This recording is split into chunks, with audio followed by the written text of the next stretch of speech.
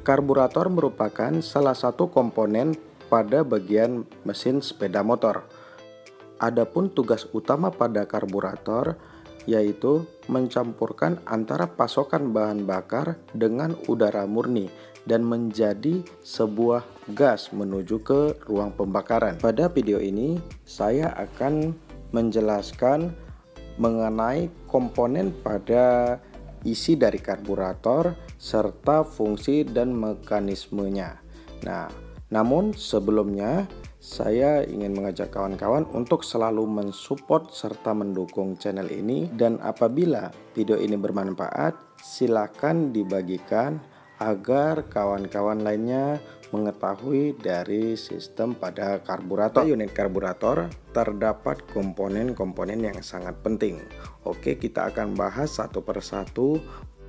Kita akan membahas mulai dari bagian depan pada karburator, yaitu mulai dari lubang venturi atau celah venturi pada karburator, yang mana merupakan celah sirkulasi udara menuju ke bagian-bagian tertentu di luar dari corong hisap utama pada karburator.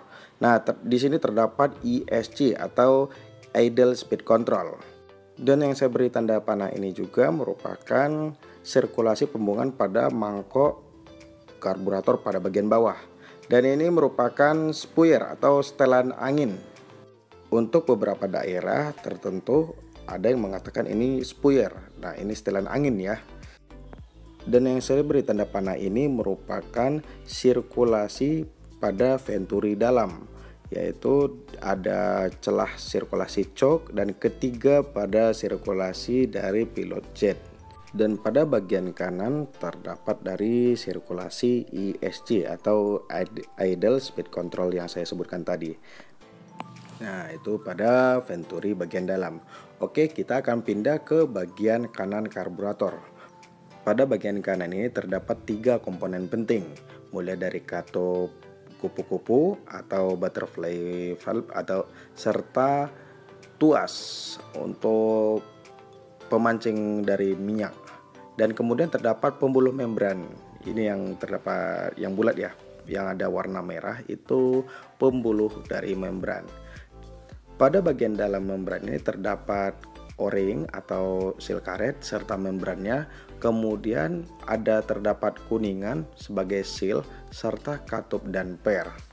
Nah, terdapat 2 lubang dari sirkulasi masuk dari ESC itu sendiri. Dan kemudian pada bagian atas. Nah, pada bagian atas ini merupakan pengatur dari naik turunnya jarum pada main jet, yaitu terdapat sebuah vakum serta jarum. Pada jarum ini terdapat 4 atau 5 tingkatan ya, yang bisa dirubah-rubah sesuai dari kebutuhan. Dan kemudian pada bagian vakum ini terdapat saluran udara dan pencampuran minyak utama selain dari pilot jet. Oke, baik, kita akan lanjut kepada bagian komponen bawah karburator. Terdapat 1 buah pelampung serta jarum pelampung atau sebagai katup penutup dari minyak langsung ya dari tangki. Nah, ini merupakan jarum pelampung yang berfungsi membuka serta menutup pada bagian minyak sesuai dari perintah pelampung karburator. Nah, pada bagian ini terdapat dari elastis atau main dari jarum pelampung tersebut.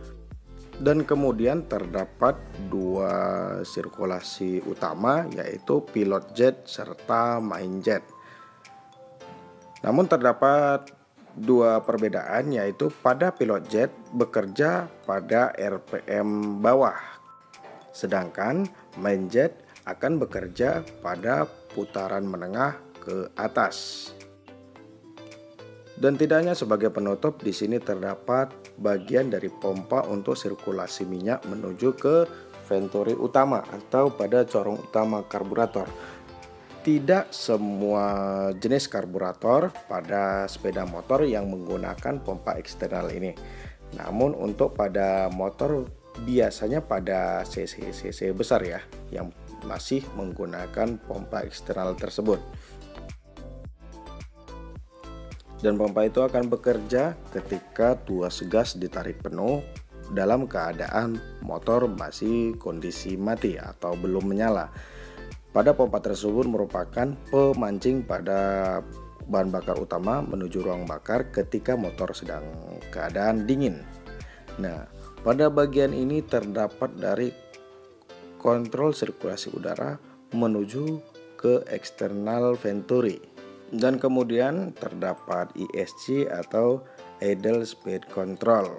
Biasanya untuk beberapa pada bagian motor ini terhubung pada elektrikal atau bagian kabel bodi, di mana sebagian dari sistem ESC ini ada beberapa motor yang masih dikontrol oleh CDI. Namun ada juga yang sudah sistem otomatis. Pada bagian sirkulasi ESC yang masih dikontrol oleh CDI biasanya terhubung dua kabel. Ketika kabel ESC bekerja, pada bagian katup jarum menutup dari perintah sistem magnetik yang terhubung dari sistem CDI itu sendiri. Ketika ESC bekerja, CDI akan memerintahkan dari sistem magnetik untuk membuka katup, sehingga bahan bakar dari bagian bawah akan terlepas ke bagian celah venturi eksternal. Dan sebaliknya, ESC akan tertutup sesuai dari perintah CDI ketika saat jalur venturi eksternal tidak dibutuhkan. ESC akan bekerja pada temperatur yang sangat dingin sehingga membuka katup venturi eksternal untuk mempertahankan atau menstabilkan RPM pada RPM bawah ketika kondisi temperatur mesin sangat dingin atau cukup dingin. Dan selanjutnya yaitu pilot jet, yaitu seperti yang sudah kita ketahui, pada bagian pilot jet akan bekerja untuk mempertahankan stasioner atau lamsam. Pilot jet ini akan bekerja pada RPM bawah seiring dengan bantuan dari ESC. Jadi pada bagian stasioner rendah atau pada RPM bawah, pilot jet akan menyalurkan minyak atau BBM serta udara yang cukup. Pada posisi ini, pilot jet sangat dibutuhkan bekerja secara maksimal, di mana akan mempertahankan RPM motor dengan stabil di RPM bawah, yaitu bisa disebut dengan stasioner atau idle. Dalam posisi stasioner sama sekali tidak ada naik turunnya gas posisi dari katup atau tuas kontrol gas.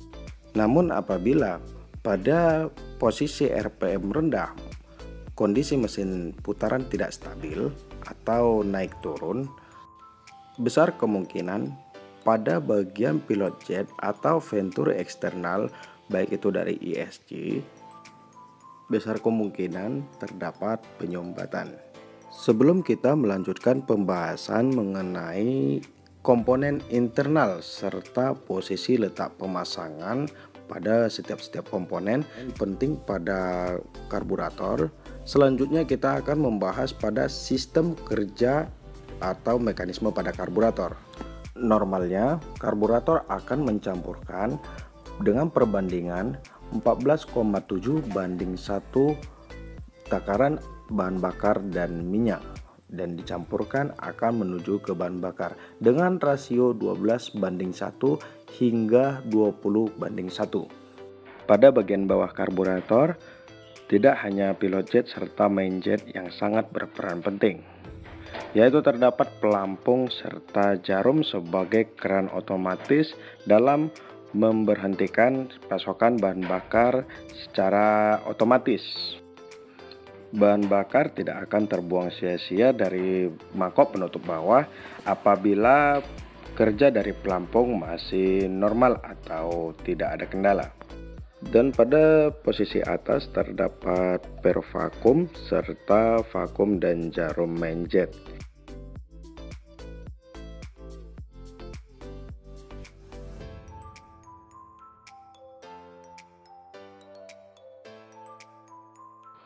Dari beberapa komponen yang saya sebutkan tadi, itu merupakan komponen penting pada isi unit karburator. Dan materi pembahasan selanjutnya yaitu sistem kerja dari karburator. Saat awal mesin motor mulai dihidupkan, saat itu pula udara akan memasuki venturi internal. Dan selanjutnya pilot jet akan mulai meniupkan atau menyuplai bahan bakar untuk memasuki ruang pembakaran.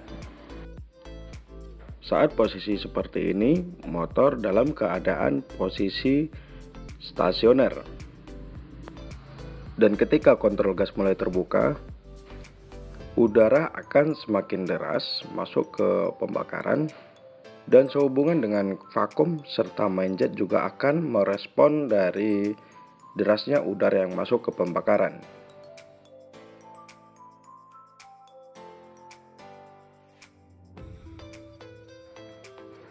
Ketika vakum mulai naik ke atas, pasokan bahan bakar akan terbuka dari posisi main jet.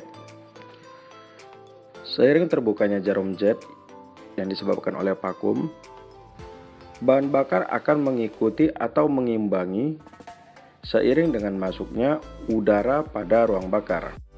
Selanjutnya, ketika vakum mulai turun, pilot jet akan kembali bekerja dan main jet akan tertutup seiring turunnya jarum pada vakum karburator. Namun, sempurnanya kerja pilot jet tergantung dari setelan angin sehingga tercampurnya udara dan bahan bakar. Pada setelan angin ini, apabila kita memutar mulai ke arah kanan seiring jarum jam, pasokan bahan bakar melalui pilot jet akan berkurang.